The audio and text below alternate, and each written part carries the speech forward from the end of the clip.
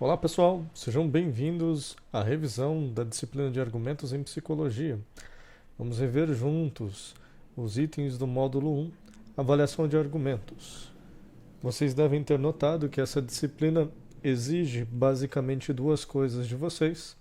Por um lado, um raciocínio lógico apurado, que pode ser desenvolvido e tem sido desenvolvido até aqui, e por outro lado também uma habilidade de imaginar cenários possíveis, contra-exemplos e assim por diante. Então o que se espera é que um bom argumentador seja ao mesmo tempo alguém lógico, coerente e imaginativo, criativo, para poder lidar de diferentes formas com diferentes cenários em que os argumentos são aplicados. E como nós iremos fazer, nós vamos trabalhar a partir do nosso instrumento de avaliação de argumentos. Então vou pegar esse arquivo que está lá na aula 6 e a partir dele nós vamos rever item por item e aplicá-lo nesta aula de revisão a uma notícia. É esta aqui que eu consegui no Google Notícias, chamado A Cloroquina Não É a Bala de Prata que o Bolsonaro diz. Nós veremos que nessa notícia haverá uma tese sobre a qual nós poderemos trabalhar e alguns argumentos. E nós utilizaremos, vou mostrar para vocês como utilizar um instrumento a fim de, então, aplicá-lo nessa análise e chegar a uma conclusão com respeito ao argumento que é aqui desenvolvido. Bem, então a primeira parte da nossa revisão corresponde ao primeiro teste do nosso instrumento, que é o reconhecimento de argumentos. Nós precisamos olhar para o que significa um argumento, qual é a estrutura dele, tanto em termos lógicos quanto também em termos gramaticais. Primeira coisa importante, assim como o instrumento de vocês veio já preenchido, nós precisamos reconhecer que um argumento ele sempre partirá de uma tese não óbvia que o autor procura justificar. E essa procura, ela corresponde então a fornecer argumentos que vão se encontrar nas premissas, nas sentenças que o autor fornece a fim de justificar aquela tese que em princípio não era óbvia. Então a primeira coisa que a gente deve se perguntar é se na análise de um determinado documento, de uma determinada notícia, de uma determinada conversa, há algo a que se destina como um argumento, algo para o que se procura uma justificativa. Isso é essa tese não óbvia. E aí a gente tem a primeira questão. Então, o argumento será sempre essa estrutura discursiva por meio da qual se justifica essa tese que por si só não é evidente.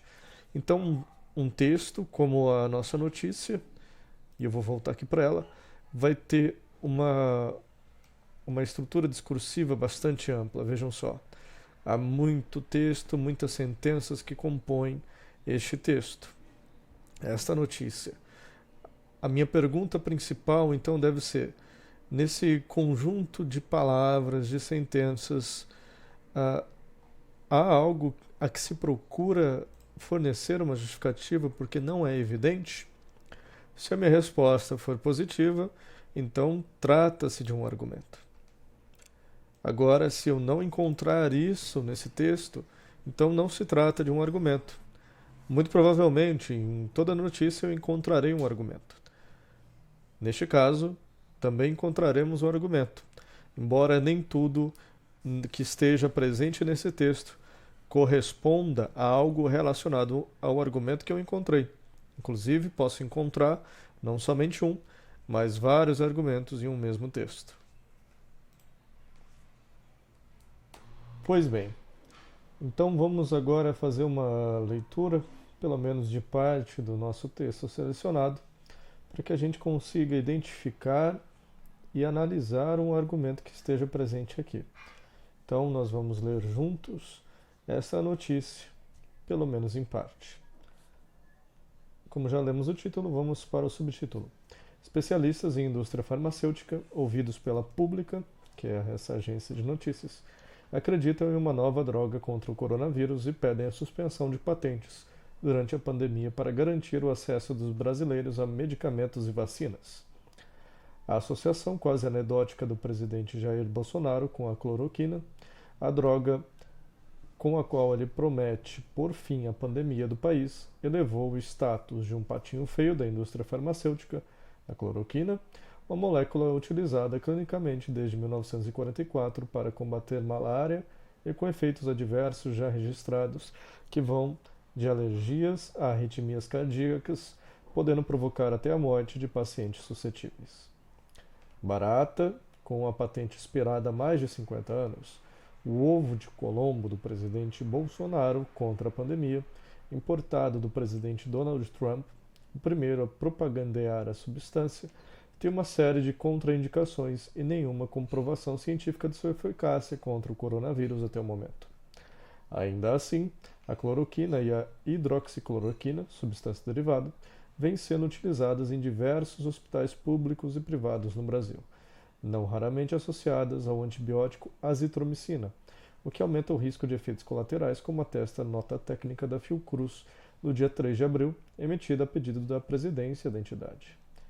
Eu imagino que a presidência pediu que fizéssemos a nota por causa da pressão, até na mídia, para que se comece a usar a cloroquina de forma maciça para combater a Covid-19, e também pela dificuldade de fazer a comunidade entender que o fato de um medicamento ter um uso promissor em estudos pré-clínicos não necessariamente significa que ele vai ser um bom medicamento nos estudos clínicos, disse à agência pública por telefone a pesquisadora Flor Espinosa, da Fiocruz Amazonas, especialista em malária. A doutora Flor também contou que o medicamento é relativamente seguro para a malária, mas que em doses maiores a toxicidade é muito alta e não há como prever as reações individuais que podem se manifestar com uma única dose. Além disso, a contraindicação para o uso conjunto da azitromicina consta da bula do fabricante, sublinha. A cloroquina associada à azitromicina já foi usada no esquema terapêutico para a prevenção de malária em gestantes africanas, e o que se observou é que tem muito mais efeitos colaterais, explica a pesquisadora. Embora admita ter curiosidade sobre o uso de cloroquina em pacientes de coronavírus em estágios iniciais, a doutora Flor alerta que esse não é um medicamento que possa ser usado à toa. Você não pode fazer um uso preventivo e ficar tomando o remédio indefinidamente. Na semana passada, o Ministério da Saúde, que no dia 31 de março havia recomendado que o medicamento fosse usado apenas para o uso compassivo, prescrito apenas para doentes graves sem prognóstico de cura, de pacientes de coronavírus, liberou a opção para os médicos, com o consentimento dos pacientes. A decisão tornou oficial o uso em pacientes no estágio inicial da doença e hospitais privados como o da Rede D'Or, no Rio de Janeiro, e as unidades do Sancta Maggiore, que pertence ao Plano de Saúde Prevent Senior, especializado em idosos. No dia 5 de abril, o diretor executivo da Prevent Senior, Pedro Batista Júnior, já fazia propaganda da experiência em entrevista no YouTube ao presidente do Instituto Mises, Hélio Bentron, uma das lideranças da nova direita brasileira, que chegou a oferecer pelo Twitter o medicamento a interessados. Naquele momento, os hospitais da Prevent Senior, que atendem principalmente maiores de 60 anos, já registravam 96 mortes por coronavírus, metade do total das mortes ocorridas em São Paulo pela doença. A empresa não fornece dados de mortes em pacientes tratados com a medicação por coronavírus por complicações cardíacas. Na sexta-feira, dia 10 de abril, uma paciente do Hospital Sancta Maggiore, de 53 anos, que se tratava em casa, morreu 4 dias depois de tomar por uma semana uma medicação receitada pelo hospital: cloroquina, azitromicina e Tamiflu. A paciente era cardíaca, mas mesmo sem necrópsia, nem exame positivo para a doença, a certidão registrou o óbito como causado por coronavírus. O advogado da Prevent Senior, Nelson Williams, disse à Folha que, categoricamente, não é possível afirmar ou associar o tratamento à ocorrência da causa-mortes. A paciente estava 6 dias sem medicação. Qualquer ilação é temerária e má-fé. Vamos continuar. Aqui vem um segundo tópico. Eu acredito que vocês já estão pensando mais ou menos na estrutura argumentativa aqui. Eu vou ler só mais esse tópico para que fique um pouco mais claro para vocês, para que a gente veja qual é a direção argumentativa que segue esta notícia. Continua. Mesmo que a hidroxicloroquina se mostre eficaz, porque até agora não há evidências robustas que permitam qualquer defesa possível da utilização da cloroquina nos pacientes da Covid-19, destaca o professor do Núcleo de Bioética da Universidade Federal do Rio de Janeiro, Reinaldo Guimarães. Não se deve considerar que ela vai curar pacientes. Até agora, o que se tem, mesmo sem robustez, sem número suficiente de pacientes de controle dos ensaios, é que ela diminui o tempo de internação dos pacientes. Muito provavelmente, se for comprovado algum grau de eficácia, o desfecho não será a cura, mas sim a diminuição do tempo de internação. É bom, mas não é bala de prata como parece que o presidente Bolsonaro quer dizer, adverte Guimarães, que também é vice-presidente da Abrasco, Associação Brasileira de Saúde Coletiva. E continua aqui. Produzida principalmente em laboratórios públicos no Brasil para o Programa Nacional de Combate à Malária, a cloroquina e a hidroxicloroquina têm a vantagem de não despertar a cobiça dos grandes laboratórios internacionais. O motivo é simples. Essas moléculas não têm patente. A principal fonte de lucro das multinacionais, embora algumas grandes farmacêuticas, como a francesa Sanofi, também produzam hidroxicloroquina, que anunciam como menos tóxica do que a cloroquina, destinada principalmente ao tratamento de lúpus, artrite reumática e febre reumatoide. O presidente Bolsonaro tem se utilizado desse trunfo. No dia 21 de março, ele já anunciava em uma de suas lives, decidimos que os laboratórios químicos e farmacêuticos do Exército devem ampliar imediatamente a produção desse medicamento, a cloroquina. Fecha aspas. No dia 31 de março, ele repetiu a promessa em rede nacional, dizendo ter ordenado, abre aspas, a fabricação de 1 milhão de comprimidos em 12 dias de cloroquina pelo Exército, fecha aspas. O primeiro laboratório brasileiro a produzir cloroquina no Brasil, sendo medicamento de referência para o genérico da Cristália, uma empresa farmacêutica brasileira que também produz insumos farmacêuticos. Continuamos mais um pouquinho. Procurado por e-mail e telefone. O Exército não divulgou os dados pedidos pela Pública sobre a produção regular de cloroquina e a porcentagem de aumento na fabricação para cumprir a meta anunciada pelo presidente. O site do Ministério da Defesa para o Covid-19 fala da produção de lotes de 500 mil comprimidos por semana e de colaboração entre Exército, Marinha e Aeronáutica, mas não faz referência à produção regular de cloroquina destinada ao Ministério da Saúde.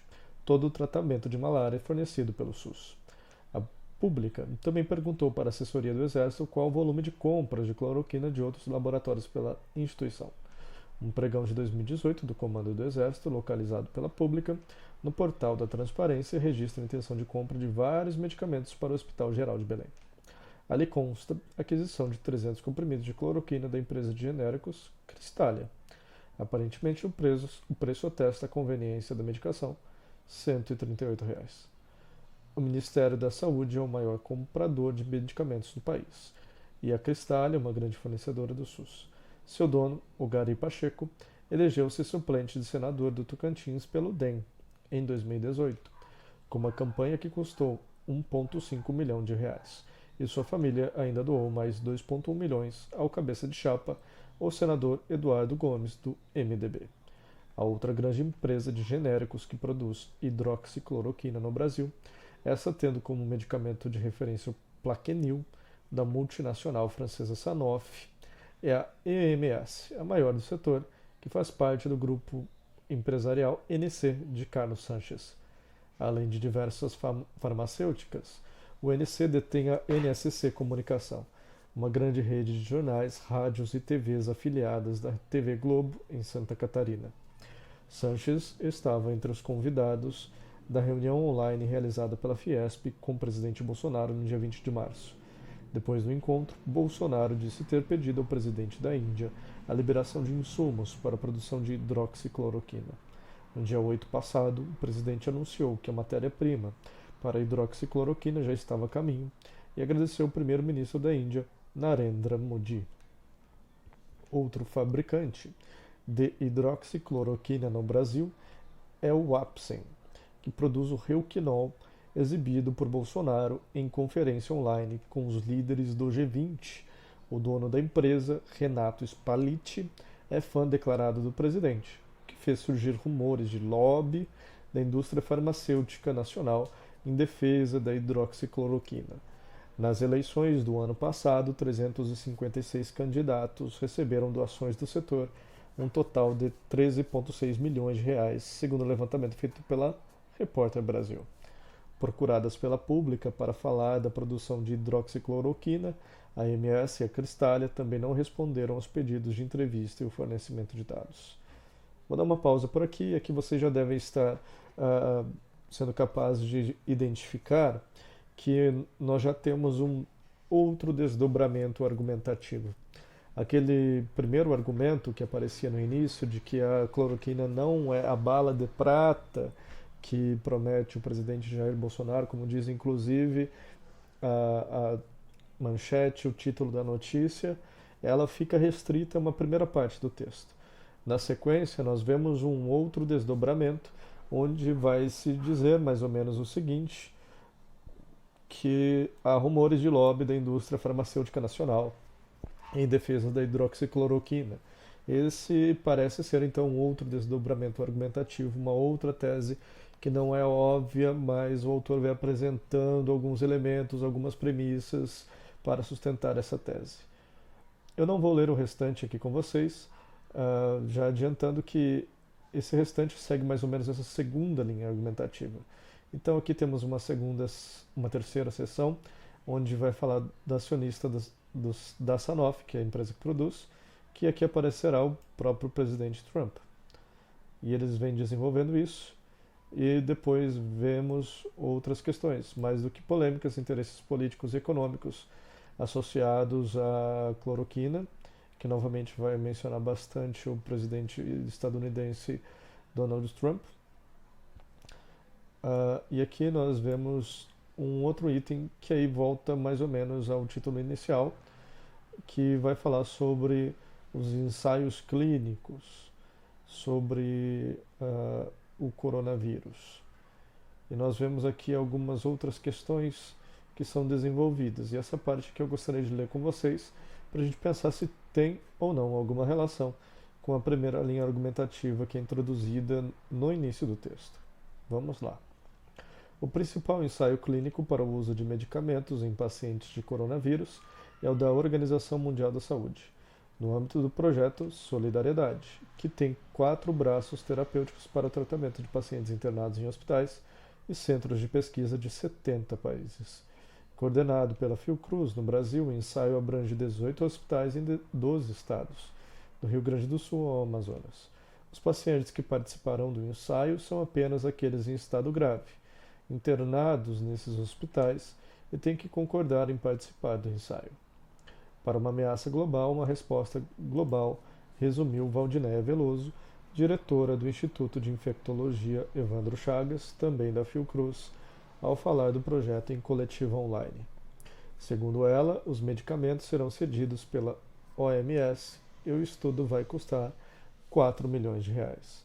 Em sua birra com a OMS e com instituições de pesquisa brasileiras que defendem o isolamento social, Bolsonaro nunca menciona esse ensaio, preferindo gerar o holofote para os ensaios de hospitais privados, como o Einstein, que estudam principalmente a hidroxicloroquina, fornecida pela EMS, combinada com a azitromicina e ministrada a pacientes internados. Mas é a escala e diversidade de pacientes dos ensaios da OMS que pode trazer respostas mais rápidas sobre os medicamentos eficazes contra o coronavírus, como destacou Veloso. A partir de um levantamento sobre os estudos pré-clínicos ao redor do mundo que testaram medicações para o coronavírus desde o início da pandemia, a OMS levantou 4 terapias com medicamentos que já demonstraram algum efeito no tratamento da doença. Por enquanto, serão testados a cloroquina, que pode ser intercambiada com a hidroxicloroquina, os medicamentos lopinavir e ritonavir, combinados como já são utilizados em pacientes de HIV, AIDS, o interferon, produzido pelos cubanos e usado na China, e o já citado remdesivir, da Gilead, que obteve alguns resultados positivos na evolução de pacientes internados por coronavírus fora do Brasil. A ideia é examinar com critérios científicos a eficácia desses medicamentos, já que nenhum estudo feito até agora contou com um contingente populacional relevante e que comparasse o tratamento com diferentes medicamentos.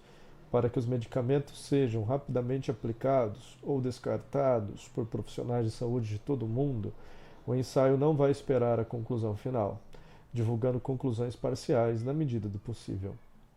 Medicamentos não incluídos nessa fase inicial dos ensaios também podem vir a ser testados se obtiverem resultados promissores em outras pesquisas. No caso de um tratamento eficaz ser encontrado, abre aspas, vai haver uma grande força-tarefa para produzir esses medicamentos em uma quantidade que possa atender a nossa população, fecha aspas, disse na mesma coletiva a presidente da Fiocruz, Nízia Trindade de Lima. Abre aspas, é importante destacar como é importante um país ter capacidade de produzir medicamentos, porque quem tem essa capacidade vai produzir primeiro para a sua população, fecha aspas. De acordo com ela, a produção por laboratórios públicos e privados, abre aspas, ainda não está definida, até porque trabalhamos em muitas parcerias para o desenvolvimento produtivo. Fecha aspas, e ressaltou, do ponto de vista da Fiocruz, nosso Instituto Farmanguinhos terá condições de prover o SUS com os medicamentos que forem avaliados como de melhor resposta terapêutica. Isso é uma fortaleza de nossa instituição, é uma fortaleza do Ministério da Saúde, é uma fortaleza do SUS, muito importante de se lembrar nesse momento, porque garante o acesso da população ao medicamento. Resta saber se o Brasil terá liberdade para produzir medicamentos que estiverem sob patente, o que também depende do poder de pressão dos países. Um exemplo, depois que Israel emitiu uma licença compulsória para o uso do medicamento Kaletra, que produz a combinação de lopinavir e ritonavir, testada também no ensaio da OMS, a biofarmacêutica AbbVie, que nasceu nos Estados Unidos e hoje opera em diversos países, abriu mão da patente do medicamento enquanto durar a pandemia de coronavírus. Uma proposta feita no fim do mês passado pela Costa Rica, aplaudida pela OMS e UNITAID, divisão da ONU voltada para inovação em saúde, sugere o compartilhamento voluntário de todas as tecnologias de saúde durante a pandemia. A Gilead Sciences informou ter conhecimento da proposta da Costa Rica e informou que iria avaliar qualquer programa definido pela OMS. Pois bem, eu tinha colocado a questão para vocês e se nesse trecho teríamos também mais premissas que fortaleceriam ou seguiriam a primeira linha argumentativa deste texto. O que vocês conseguiram identificar? Talvez vocês tenham visto que as duas linhas argumentativas são diferentes e para cada uma cabe premissas diferentes. Portanto, uma linha argumentativa funciona mais ou menos como uma rodovia, onde cada uma levará a um destino diferente. Portanto, há uma conclusão, que é a tese, diferente. Porém, o mesmo texto pode combinar essas duas teses em uma tese maior, de tal forma que ele pode defender uma tese com várias subconclusões, ou seja, de tal forma que diferentes rodovias levam ao mesmo caminho de maior força e maior amplitude. Neste caso, vocês identificaram algo parecido com isto? Me parece que podemos pensar isso de duas formas, como um argumento geral que engloba essas duas linhas argumentativas principais, ou então podemos seguir cada linha e aí enxergar a tese defendida em cada uma dessas linhas. Retornando então para o nosso teste de reconhecimento de argumentos, pode ser necessário então que nós precisemos esquematizar isso que está no nosso instrumento em um novo documento que nós podemos abrir no Word, assim identificando o argumento e fazendo a avaliação de que há ali um argumento, de que ele possui a estrutura básica e de que há ou não indicadores gramaticais de premissas e de conclusão na sua escrita.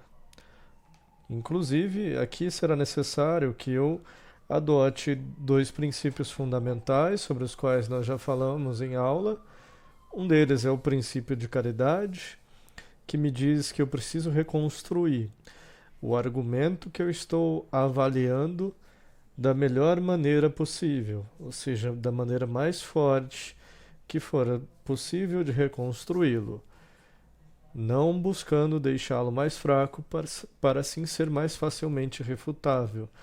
Eu preciso analisá-lo com realismo e com caridade.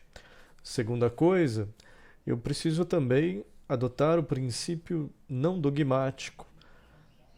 Ou seja, ao avaliar o argumento, eu preciso deixar de lado o meu compromisso com qualquer posição a respeito, seja favorável ou contrária ao argumento, pois somente assim poderei fazer ou desenvolver uma avaliação mais fidedigna ao que nos diz aquele argumento em análise. Então, eu já abri aqui para a gente olhar um novo argumento no Word, vocês podem fazer assim como eu estou fazendo, para avaliar o argumento em questão. Vejam que aqui eu transcrevi basicamente a notícia inteira com a sua tese principal e várias outras teses e subconclusões que estão desenvolvidas ao longo desta notícia. Nos exercícios que nós faremos ao longo das próximas aulas e também na avaliação, vocês podem fazer dessa forma ou simplesmente escolher um único argumento e fazer a análise daquele argumento. Não é necessário desenvolver todos os argumentos em um texto. Sobretudo quando vocês pegarem um artigo científico, isso vai parecer um pouco mais difícil. Na próxima revisão, eu farei isso com um artigo científico com vocês também. Nós veremos que o artigo científico ele é bastante diferente da notícia por dois fatos principais. O primeiro deles diz respeito à linguagem que ele utiliza, é uma linguagem científica. Segundo, na maneira como ele nos apresenta a tese. Geralmente a tese é apresentada mais claramente no artigo científico, embora as premissas sejam mais distribuídas ao longo do texto do artigo científico. Na notícia que eu selecionei para a nossa revisão, nós temos então uma tese principal que é veiculada pelo título da notícia, que diz a cloroquina não é bala de prata como parece que o presidente Bolsonaro quer dizer.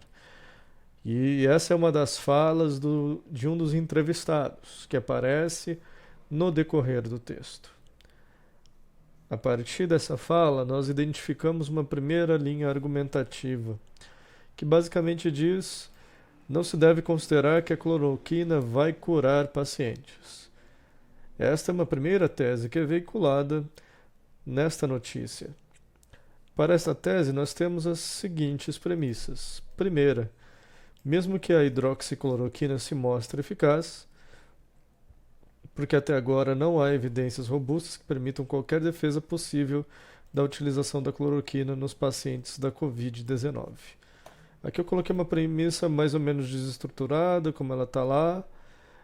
Ela vem como uma sequência e já nós vamos reescrevê-la. Até agora o que se tem, mesmo sem robustez, é a segunda premissa, sem número suficiente de pacientes de controle de ensaios, é que ela diminui o tempo de internação dos pacientes. Terceira, muito provavelmente, se for comprovado algum grau de eficácia, o desfecho não será a cura, mas sim a diminuição do tempo de internação. E tudo isso com a inferência levando para a conclusão de que não se deve considerar que a cloroquina vai curar pacientes. Então, vamos reescrever a primeira. Tirando as aspas, mesmo que a cloroquina se mostre eficaz, até agora não há evidências robustas que permitam. Aqui parece que está um pouco redundante, né? Defender a utilização da cloroquina nos pacientes da Covid-19. Então, essa é uma primeira premissa, não há evidências. Segunda, as evidências são de que ela diminui o tempo de internação. E a terceira é uma hipótese sobre isso. né, diminui o tempo de internação, reafirma. Então, conclusão, ela não vai curar os pacientes. Essa é a primeira linha argumentativa. Eu poderia até escrever isso aqui. Argumento 1. Dá um enter, ver se não vai desconfigurar. Ok. Coube tudo em uma página, tá, pessoal? Então vocês podem ver aqui todos os argumentos. Nós temos um segundo argumento, cuja conclusão é: ela tem chance, a cloroquina, tem chances de ser eficaz, porém outros medicamentos também têm chances. Então está dizendo que a cloroquina ela tem chance de ser eficaz, porém outros também têm. Então, primeira premissa para ela: a OMS conduz ensaio com 4 terapias com medicamentos que mostraram eficácia no tratamento da Covid. Estes ensaios, que buscam examinar a eficácia desses medicamentos, são conduzidos com critérios científicos. E outra premissa: a cloroquina é um destes medicamentos. Depois a gente vai avaliar se, com os outros testes, se aqui é um bom argumento, mas por enquanto ele está escrito aí dessa forma. Terceiro argumento que eu pude identificar: a conclusão dele: a cloroquina pode ser facilmente produzida e atender a população brasileira. E aqui tem um adendo que não era necessário, mas eu coloquei porque ele está assim na notícia. Por isso, o presidente coloca que os laboratórios químicos e farmacêuticos do Exército devem ampliar imediatamente a produção desses medicamentos. Até a gente poderia separar, talvez, e colocar este como a conclusão, e deixar este outro como premissa. Talvez fique mais lógico até. Porque isso que o presidente diz não é tão evidente. E aí com as premissas talvez possa ficar um pouco mais. Vamos lá. Quais são essas premissas? Primeiro, é importante um país ter capacidade de produzir medicamentos porque ele pode assim atender a sua população. Aqui faltou uma crase, erro de português da minha parte. Quem diz isso é aquela representante da Fiocruz que está na reportagem. Segunda premissa: para ter a capacidade de produzir alguns medicamentos, o país precisa das patentes, caso os medicamentos as possuam. Então, aqui uma outra legenda que eu acabei não dizendo. O que está em amarelo são as teses ou conclusões. O que está em verde são premissas que eu acrescentei ao argumento e que estavam ausentes, né, seguindo aqui o princípio da caridade. E aqui essa foi uma delas. Depois diz, lá no texto, isso está lá, as moléculas da cloroquina e da hidroxicloroquina não têm patente, a principal fonte de lucro das multinacionais. Outra premissa: outros medicamentos possuem patentes para que possam ser produzidos. A cloroquina pode ser facilmente produzida e atender a população brasileira. Aqui talvez daria para colocar, né, já que não possui patente.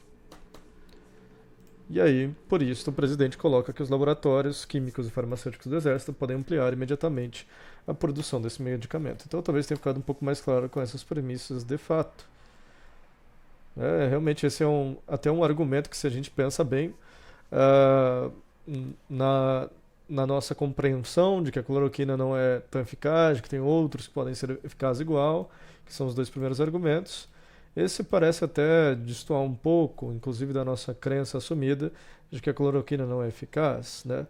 Aqui a questão não está tanto na eficácia nesse argumento, isso é importante, mas sim na capacidade do país de produzir este medicamento. Nesse sentido, a gente pode até concordar com o nosso excelentíssimo presidente. Quarto argumento: a conclusão dele é uma conclusão que precisou ser elaborada.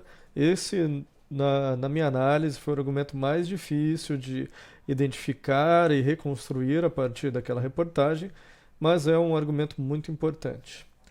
A conclusão dele, ou a tese, é: a produção de medicamentos, como a cloroquina e a hidroxicloroquina, por empresas privadas ligadas a políticos, pode ser vista como lobby. E aí vamos ver que premissas então sustentam essa tese. Aqui tem um contudo que está lá no texto. Contudo, por mais que não possuam patentes, a cloroquina e a hidroxicloroquina também podem ser compradas pelo Ministério da Saúde de empresas privadas que as produzem. Então aqui tem uma relação direta com o argumento 3, embora inaugure uma outra linha argumentativa, que está falando então da compra, né? Não é mais da capacidade de produção. Segundo argumento, existem algumas empresas que produzem medicamento no Brasil, como a Cristal, a MS, a ANC e o Apsen. Isso não está dessa forma no texto, então vou colocar em verde. Né? Esse argumento está mais esparso, mais espalhado ao longo do texto, e aqui coloquei tudo junto. Essas são as empresas que produzem no Brasil. Essa empresa tem ligações com a política. Se vocês leram o texto, tem lá os diretores ou representantes dessas empresas ou pessoas que estão na política que têm alguma ligação com essas empresas. Próxima premissa, algumas empresas do exterior, ou seja, fora do Brasil, como a Sanofi, também produzem medicamento. Está literalmente no texto. O presidente dos Estados Unidos da América, Donald Trump, é acionista da Sanofi. Isso também está no texto. E aí uma subconclusão. A Sanofi tem ligações com a política, já que Trump é acionista dessa empresa. Outra subconclusão. Algumas empresas que produzem a cloroquina, tanto no Brasil quanto no exterior, têm ligações com a política. E aqui uma definição que vai ajudar a suportar a conclusão aqui embaixo. É considerado lobby toda ação em que empresas têm vantagens por razões políticas, por interesses políticos e econômicos. Isso não está diretamente no texto, mas é assumido pelo texto. Aqui eu coloquei justamente por conta do princípio de caridade. E aí então nós retornamos para o nosso primeiro teste, conforme o nosso instrumento para avaliação de argumentos, e nós vamos buscar responder a essa pergunta. No texto em questão, há trechos em que há a intenção de justificar racionalmente uma tese não óbvia? Sim, vários trechos, como nós vimos, né? Pelo menos 4 argumentos. Segundo, há indicadores gramaticais de premissas e conclusão?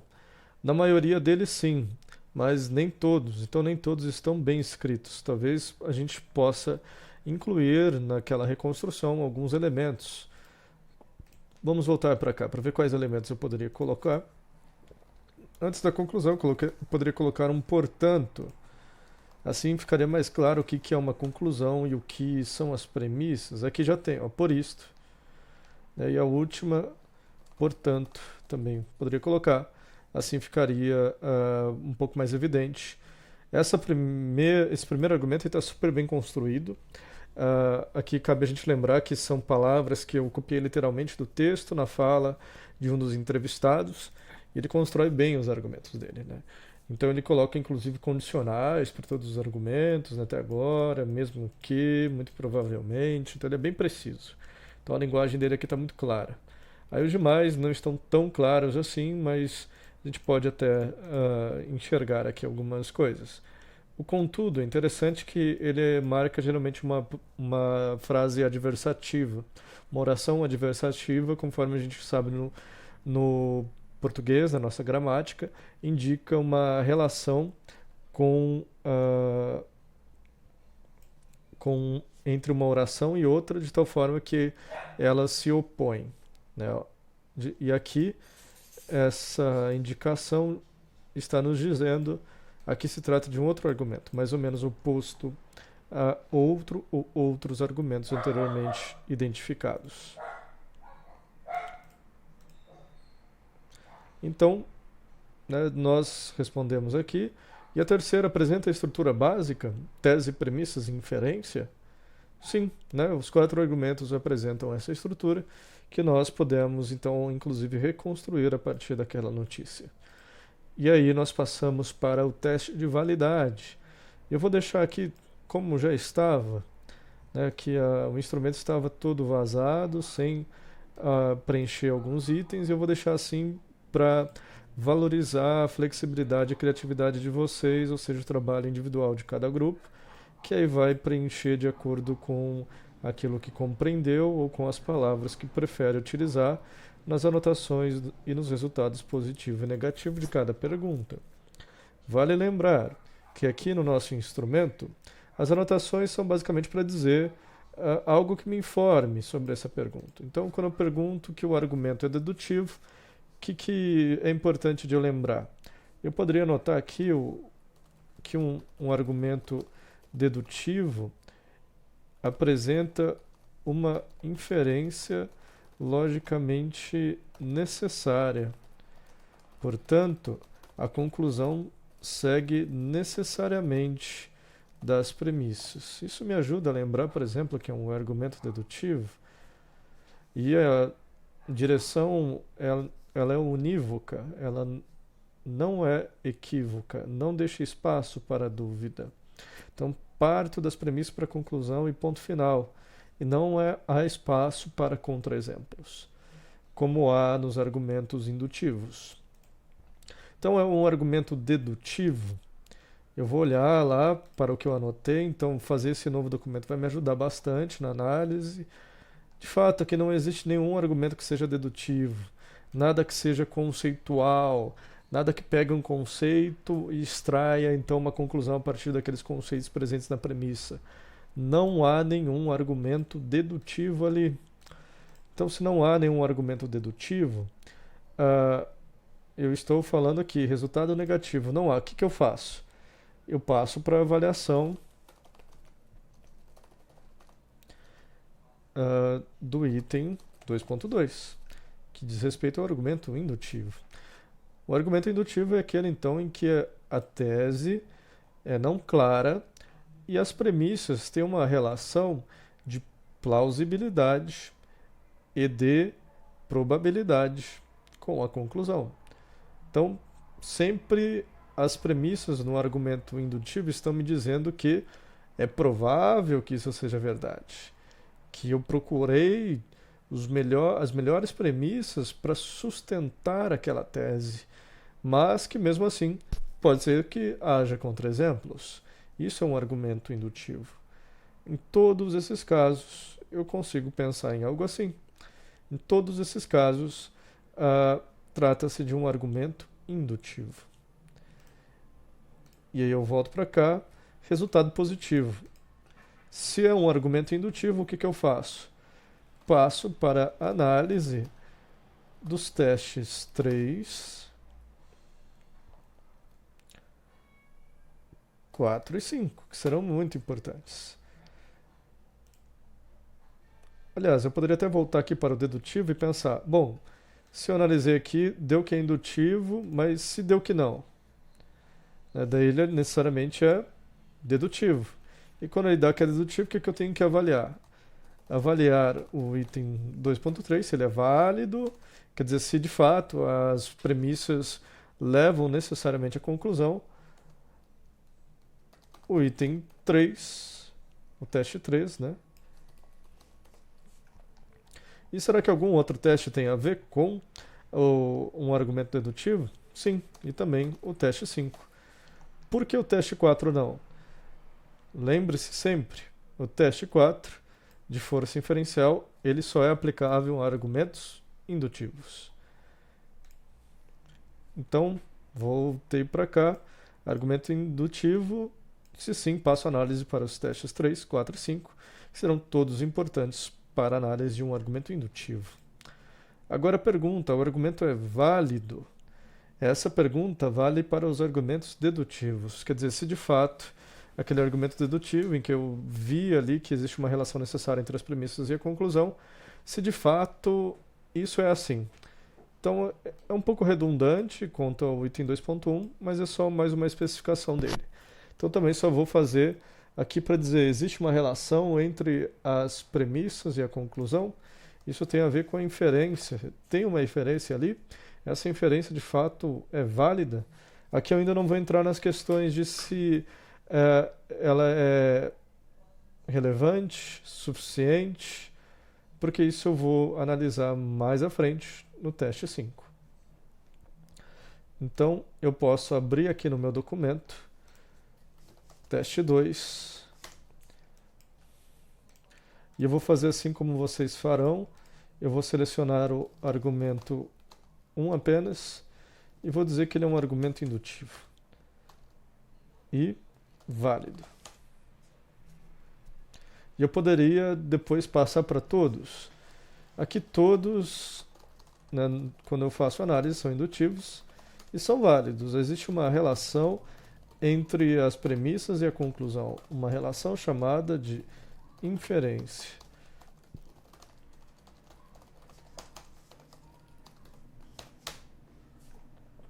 E agora vamos passar para o teste 3.